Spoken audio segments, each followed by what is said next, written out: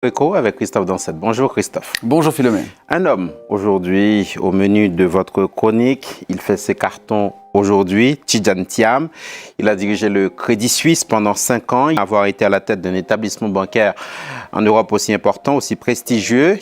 Il part avec les honneurs cependant, puisqu'il a redressé la banque Christophe. Oui, à la veille de son départ, hier, Tidjane Thiam a effectivement présenté des résultats records avec un chiffre d'affaires en hausse de 7% à 21 milliards d'euros, un bénéfice net en hausse de 69% à plus de 3 milliards d'euros. Il s'est évidemment félicité de ce résultat, lui qui avait trouvé la banque en très mauvaise posture lorsqu'il a pris ses fonctions en 2015.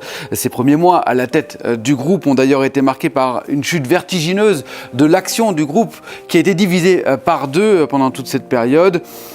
Tidjane Thiam a dû passer par une restructuration de la banque achevée en 2018 avec pour objectif de renforcer la partie gestion de fortune et de recalibrer la banque d'investissement avec succès. Donc si on prend en compte ces résultats, lui affirme qu'il laisse la banque avec des bases solides dans les mains de son successeur qu'on voit ici, Thomas Gottstein, qui dirigeait jusqu'à présent la branche suisse du Crédit Suisse et qui avait été nommé par Tidjane Thiam lui-même. Quel est le profil de ce personnage? Il a l'air assez atypique, Christophe.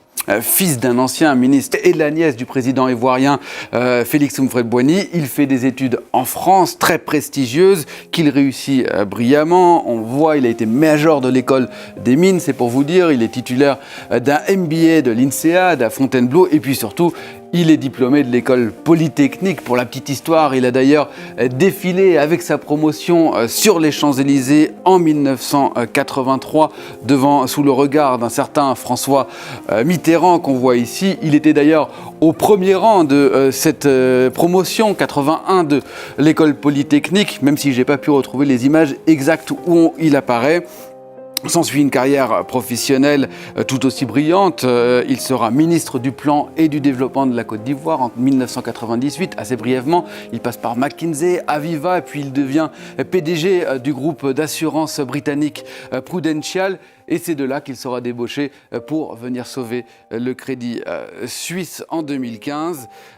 Il s'attire les éloges notamment de Jean-Claude Trichet ou bien de Christine Lagarde qu'on voit ici. Et en août 2018, il sera même qualifié de...